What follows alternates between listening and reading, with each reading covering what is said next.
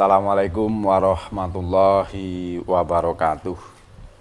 Bismillah, alhamdulillah, assalatu wassalamu ala rasulillah, la hawla wa la quwwata illa billah, amma ba'd. Allahumma sholli ala sayyidina Muhammad wa ala alihi wa sahbihi ajmain, amma ba'du. Yang kita hormati Bapak Kepala SMK Negeri Bansari, yang kita hormati semua pemangku kepentingan pendidikan di lingkungan SMK Negeri Bansari, yang kita hormati Bapak, Ibu guru, serta karyawan dan karyawati SMK Negeri Bansari, anak-anakku sekalian, peserta didik baru atau kelas 10 SMK Negeri Bansari yang saya cintai dan saya banggakan. Yang pertama, alhamdulillah, mari kita ucapkan syukur kehadirat Allah Subhanahu wa Ta'ala, Tuhan yang Maha Esa, di mana pada hari ini kita bisa melaksanakan MPLS atau masa pengenalan lingkungan sekolah yang kita laksanakan secara daring atau dalam jaringan.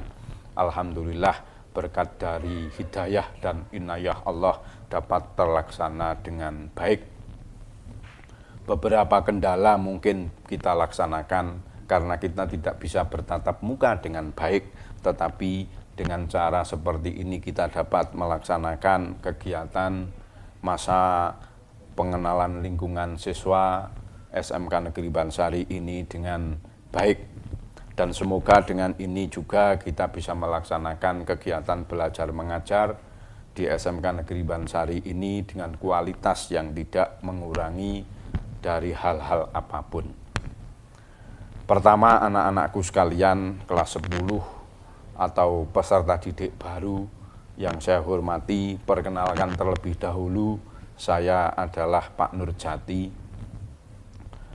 Yang pertama adalah mengampu pendidikan agama Islam dan budi pekerti. Yang kedua, sebagai tugas tambahan, saya merupakan wakil Kepala Bagian Kurikulum yang pada hari ini akan menyampaikan beberapa hal. Yang pertama adalah tentang bagaimana kewajiban kita selama di SMK Bansari yang meliputi tentang kehadiran, yang kedua tentang penilaian, dan yang ketiga adalah tentang bagaimana kewajiban kita tentang dalam melaksanakan kegiatan belajar sehingga ketentuan kenaikan dan kelulusan untuk siswa-siswi SMK Negeri Bansari. Kita sampaikan yang pertama adalah ketentuan umum tentang peraturan akademik, di mana peraturan akademik ini adalah peraturan yang disampaikan atau diberikan kepada para siswa dan seluruh stakeholder di SMK Negeri Bansari. Yang pertama adalah ketentuan umum. Peraturan akademik ini merupakan peraturan yang mengatur persyaratan kehadiran, penilaian, remedial, akhir tahun, kelulusan, dan hak-hak peserta didik di SMK Negeri Bansari. Juga merupakan peraturan yang hak peserta didik menggunakan fasilitas sekolah yang nanti akan disampaikan oleh Waka Bagian Sarana dan Prasarana, bagaimana kita menggunakan fasilitas sekolah yang ada, baik laboratorium maupun perpustakaan, akan disampaikan lebih lanjut. Kemudian bagaimana peserta didik yang akan melaksanakan konsultasi guru mata pelajaran, wali kelas, konselor maupun BK nanti akan disampaikan oleh Waka Kesiswaan. Maka dari itu kami akan menyampaikan bagaimana ketentuan umum ini secara singkat dan dalam tempo waktu yang sesingkat-singkatnya. Yang pertama, anak-anakku sekalian, peserta didik di SMK Negeri Bansari adalah anggota masyarakat yang sedang mengikuti proses pendidikan di SMK Negeri Bansari, termasuk panjenengan sedoyo yang berada di kelas 10 masuk sebagai peserta didik baru. Kemudian yang kedua, Setelah kamu menjadi peserta didik, tentu akan mengikuti kegiatan belajar mengajar yang seyogianya dilaksanakan sesuai dengan aturan yang berlaku di SMK Negeri Bansari. Setelah melaksanakan kegiatan belajar mengajar, juga nanti setiap harinya akan diadakan penilaian harian. Kegiatan yang dilaksanakan secara periodik mengukur ketercapaian kompetensi peserta didik setelah menyelesaikan satu kompetensi dalam satu mata pelajaran. Yang kedua, setelah penilaian harian, nanti juga akan ada penilaian tengah semester yang dilakukan setelah peserta didik melaksanakan 8 sampai 9 minggu kegiatan pembelajaran. Yang ketiga adalah penilaian akhir semester, yaitu penilaian semesteran yang dilaksanakan setelah peserta didik melaksanakan kegiatan belajar mengajar selama 1 semester, termasuk penilaian akhir tahun yang dilaksanakan setahun sekali pada akhir tahun pelajaran. Setelah itu, peserta didik juga punya hak untuk melaksanakan kegiatan praktek industri, yaitu pendidikan sistem ganda yang dilaksanakan oleh sekolah bekerja sama dengan dunia industri. Karena kita adalah SMK, Sekolah Menengah Kejuruan, yang mempunyai kompetensi khusus di bidang perindustrian. Kemudian yang terakhir adalah uji kompetensi keahlian. Karena SMK merupakan pendidikan yang bernuansa atau mempunyai lini pada hasil kejuruan, maka diadakan uji kompetensi keahlian yang mengukur bagaimana siswa sudah mencapai pada kompetensi tertentu atau belum. Itu yang pertama. Yang kedua adalah kehadiran. Peserta didik yang berada di SMK Negeri Bansari juga mempunyai kewajiban dalam melaksanakan kegiatan pembelajaran sesuai dengan aturan yang berlaku. 1. Kehadiran peserta didik dalam mengikuti setiap pelajaran dan tugas dari guru minimal 85% dari total jumlah tatap muka dan tugas dari guru. Yang kedua, peserta didik harus hadir pada seluruh kegiatan pelajaran, baik teori maupun praktek, di kelas atau di luar kelas. Yang ketiga, ketidakhadiran karena sakit, ada surat dari orang tua maupun dokter, ini tidak diperhitungkan dalam penentuan ketentuan poin yang pertama tadi. Karena kondisi saat ini sedang pandemi COVID, maka pembelajaran yang dilakukan dengan cara daring, artinya dalam jaringan, baik itu menggunakan WA, baik menggunakan Instagram maupun media-media yang lain. Tetapi dalam hal ini peserta didik wajib mengikuti kegiatan tersebut, tergantung nanti masing-masing Bapak Ibu guru akan menyampaikan melalui media apapun. Yang jelas nanti akan dikoordinasikan oleh wali kelas masing-masing. Itu untuk ketentuan kehadirannya. Jadi walaupun tidak hadir di sekolah, tetapi para peserta didik atau siswa ini harus mengikuti kegiatan secara daring dengan aktif. Yang kedua, anak-anakku sekalian, perlu juga kita sampaikan tentang ketentuan penilaian. Yang pertama, penilaian harian. Penilaian harian disusun oleh guru mata pelajaran pada saat penyusunan silabus, yang penjabarannya merupakan bagian dari rencana pelaksanaan pembelajaran.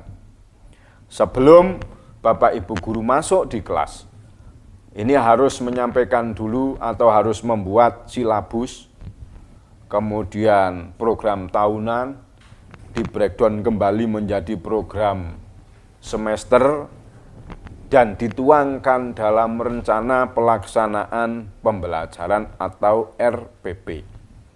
Maka ketika nanti dalam memberikan pembelajaran setiap hari harus ada evaluasi. Itu yang dinamakan evaluasi harian atau penilaian harian. Nilai harian bisa berbentuk tes, baik tes uraian maupun tes lesan. Ini sekali lagi, penilaian harian bisa berupa berbentuk tes, baik tes tertulis maupun tes lisan. Yang keempat, hasil penilaian harian diinformasikan kepada peserta didik sebelum diadakan penilaian harian berikutnya. Yang kelima, peserta didik yang belum mencapai KKM diberi kesempatan mengikuti kegiatan remedial. Jadi, kegiatan remedial ini digunakan oleh peserta didik dalam memperbaiki nilai yang kurang dari KKM pada tiap-tiap mata pelajaran itu. Langsung bisa menghubungi pada guru masing-masing yang mengajar. Karena apa? Kegiatan remedial dilaksanakan hanya 2 kali dalam setiap kompetensinya. Yang kedua, penilaian tengah semester. Penilaian tengah semester disusun oleh guru mata pelajaran pada saat penyusunan silabus yang penjabarannya merupakan bagian dari rencana pelaksanaan pembelajaran tadi. Jadi kalau tadi itu penilaian harian, sekarang naik menjadi penilaian tengah semester yang dilaksanakan selama 3 bulan sekali. Baik anak-anakku sekalian, saya sampaikan penilaian tengah semester. Penilaian tengah semester dilaksanakan oleh guru mata pelajaran pada saat penyusunan silabus yang merupakan penjabaran dari RPP atau Rencana Pelaksanaan Pembelajaran. Yang kedua, penilaian tengah semester dilaksanakan oleh sekolah secara bersama-sama untuk seluruh mata pelajaran setelah waktu 8-9 minggu kegiatan pembelajaran. Yang ketiga, cakupan penilaian tengah semester meliputi seluruh indikator yang merepresentasikan seluruh kompetensi dasar pada periode tersebut. Yang keempat, penilaian tengah semester berupa tes tertulis, baik pilihan ganda maupun uraian. Hasil penilaian tengah semester diinformasikan kepada peserta didik selambat-lambatnya nanti 2 minggu setelah pelaksanaan. Dalam hal perbaikan nilai, boleh peserta didik diberi kesempatan untuk melakukan perbaikan. Anak-anakku sekalian, setelah penilaian tengah semester, kemudian dilanjut dengan penilaian akhir semester. Penilaian akhir semester juga merupakan penjabaran dari rencana pelaksanaan pembelajaran. Penilaian akhir semester dilaksanakan juga bersama-sama seluruh mata pelajaran pada akhir semester yang sudah ditempuh. Cakupannya meliputi seluruh indikator yang merepresentasikan seluruh kompetensi dasar. Bentuknya juga sama, baik tes tertulis, bisa juga berbentuk pilihan ganda maupun uraian. Dan hasilnya nanti juga akan disampaikan kepada wali murid melalui siswa atau langsung kepada wali murid setelah 2 minggu setelah pelaksanaan. Dalam hal perbaikan nilai juga diberi kesempatan untuk memperbaiki pelajaran mana yang belum mencapai KKM. Anak-anakku sekalian, peserta didik baru yang berbahagia, yang pertama, setelah penilaian itu nanti ada penilaian akhir tahun yang kalau dulu dinamakan sebagai penilaian kenaikan kelas, ulangan kenaikan kelas. Kalau sekarang di KTSP, Kurikulum Satuan Pendidikan di SMK Negeri Bansari, ini merupakan disebut sebagai penilaian akhir tahun. Disusun juga oleh guru yang merupakan penjabaran dari RPP lagi. Penilaian akhir tahun dilaksanakan secara bersama-sama oleh guru mata pelajaran pada akhir tahun. Nanti akan menentukan naik dan tidaknya, itu akan menjadi dasar. Cakupannya sama, meliputi representasi dari kompetensi dasar pada satu semester yang sudah ditempuh atau 2 semester yang sudah ditempuh. Penilaian akhir tahun berupa tes tertulis, baik pilihan ganda maupun urean bisa. Hasilnya nanti juga akan disampaikan kepada wali murid 3 minggu setelah pelaksanaan, itu maksimal. Yang terakhir juga dalam hal penilaian akhir tahun bisa dilaksanakan perbaikan nilai bagi siswa-siswi atau peserta didik yang belum mencapai KKM. Yang selanjutnya adalah penilaian praktek. Anak-anakku sekalian, karena kita kompetensi dasarnya adalah kejuruan, maka harus ada penilaian praktek. Penilaian praktek dilakukan pada mata pelajaran tertentu, terutama pada mata pelajaran produktif pada kompetensi keahlian. Penilaian praktek dilakukan pada indikator yang bersifat praktek. Ini untuk mata pelajaran yang tidak produktif, misalnya pelajaran agama, pelajaran PKN, pelajaran bahasa Indonesia, dan lain-lain. Penilaian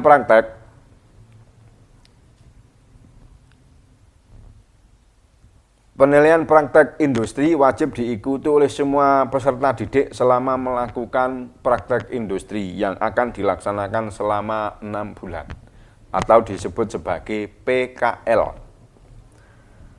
Kemudian pelaksanaan penilaian praktek disesuaikan dengan kegiatan belajar mengajar yang disusun dalam penjabaran RPP. Instrumen dan prosedurnya disusun dan dikembangkan berdasarkan ketentuan yang berlaku. Itu untuk nilai praktek. Kemudian nilai sikap. Penilaian sikap dilakukan pada suatu mata pelajaran dan atau oleh semua guru. Jadi untuk sikap keseharian ini akan dinilai oleh 1, Bapak Ibu guru yang mengajar, yang kedua, Bapak Ibu guru yang tidak mengajar, yang ketiga, bisa dilaksanakan oleh karyawan di sekolah, guru maupun karyawan di sekolah. Yang ketiga, yang keempat dilaksanakan oleh teman sejawat. Ini penilaian sikap. Yang selanjutnya, instrumen dan prosedur penilaian sikap disusun dan dikembangkan dengan berdasarkan ketentuan yang berlaku pula. Kemudian penilaian kepribadian. Penilaian kepribadian utamanya dilakukan oleh bimbingan konseling. Nanti di kelas 10 akan ada guru pembimbing BK atau bimbingan konseling secara sendiri. Nanti siswa-siswi bisa melaksanakan bimbingan konseling kepada guru yang bersangkutan. Pelaksanaannya kapan? Pelaksanaannya bisa direncanakan bersama-sama, bisa dilaksanakan secara spontan. Instrumennya juga berdasarkan ketentuan yang berlaku. Kemudian yang selanjutnya adalah ujian sekolah. Ujian sekolah dilaksanakan untuk mengatur atau mengukur pencapaian kompetensi peserta didik pada mata pelajaran tertentu. Ujian sekolah meliputi ujian tertulis dan ujian praktek, serta penilaian sikap pada kelompok mata pelajaran tertentu. Jadi, pada mata pelajaran tertentu tidak mengadakan ujian praktek secara langsung, tetapi mengambil nilai dari sikap keseharian para peserta didik. Sehingga apa? Di SMK Negeri Bansari, semua siswa tidak hanya mampu untuk melaksanakan kegiatan belajar mengajar secara teori maupun secara pemikiran, tetapi juga sikap juga harus dibangun dengan baik. Kemudian peserta didik berhak mengikuti ujian sekolah setelah mengikuti praktek kerja industri atau PKL dan mendapatkan nilai baik. Jadi teman-teman atau para siswa-siswi yang akan melakukan ujian sekolah di tingkat 3 atau di kelas 12 ini harus mengikuti kegiatan PKL terlebih dahulu dan harus mendapatkan nilai baik. Kalau tidak mendapatkan nilai baik, maka PKL harus diulang. Kalau PKL diulang, berarti kelasnya juga harus mengulang. Gitu, untuk prosedur dan pelaksanaan ujian sekolah tertulis maupun praktek mengikuti ketentuan yang berlaku. Karena setiap tahun juga bisa berubah.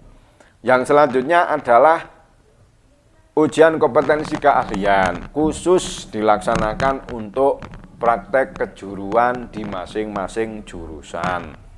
Ini juga dilaksanakan melalui ujian sekolah. Jadi tadi disampaikan ujian sekolah terdiri dari tertulis dan juga praktek. Anak-anakku sekalian yang berbahagia, di sini juga akan kami sampaikan ketentuan kenaikan kelas dan kelulusan. Bagaimana anak bisa naik, bagaimana anak untuk tinggal di kelas, ini juga sudah ada ketentuannya.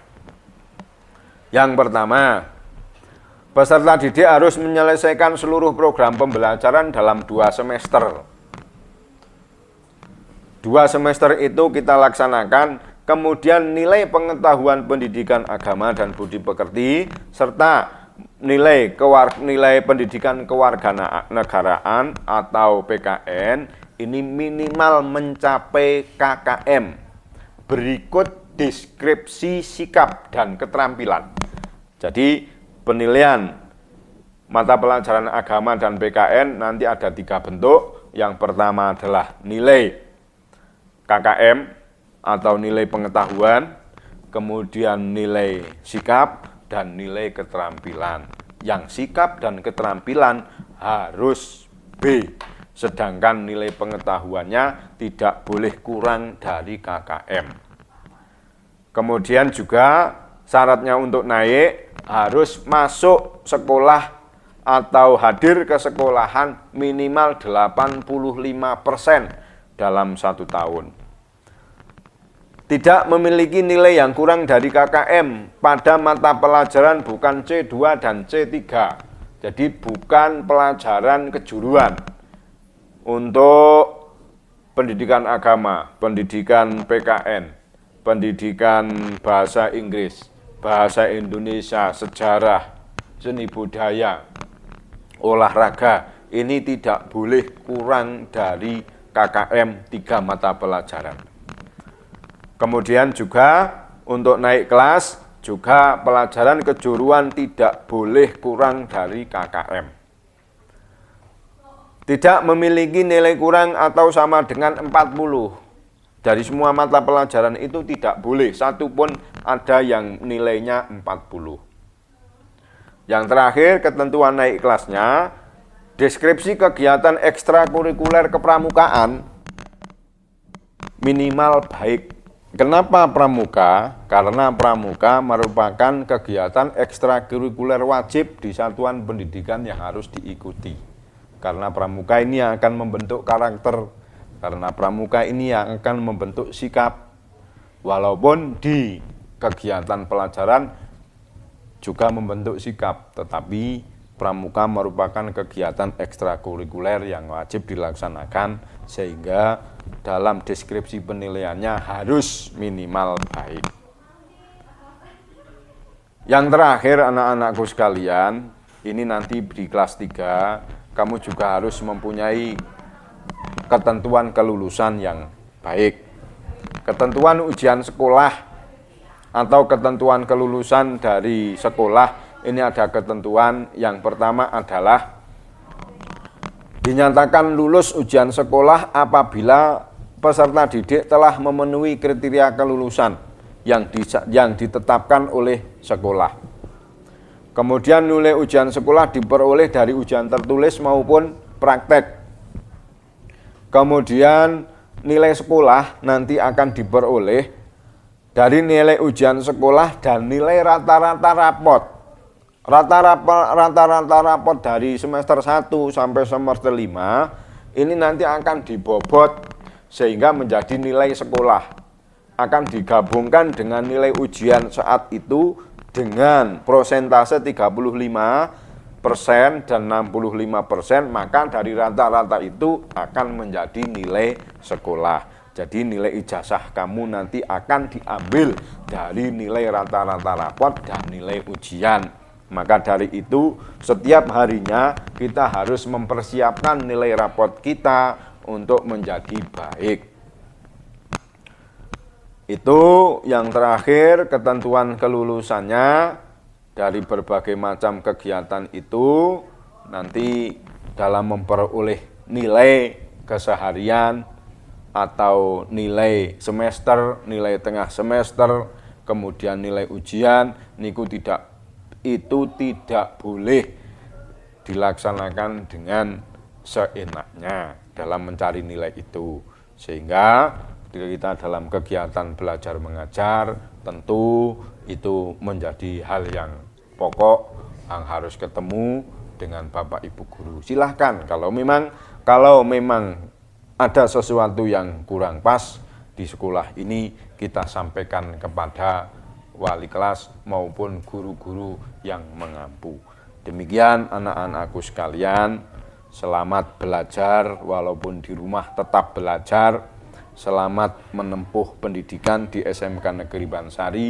Semoga SMK Negeri Bansari ini dengan motonya Smart Link IT ini akan menambah wawasan dan membentuk jati diri kita menjadi manusia yang baik, manusia yang sempurna, baik sempurna akal maupun sempurna hati. Terima kasih. Salam SMK Negeri Bansari Smart Link IT, artinya santun, mandiri, aktif, religius, cinta lingkungan, dan memahami informasi teknologi. Terima kasih. Assalamualaikum warahmatullahi wabarakatuh.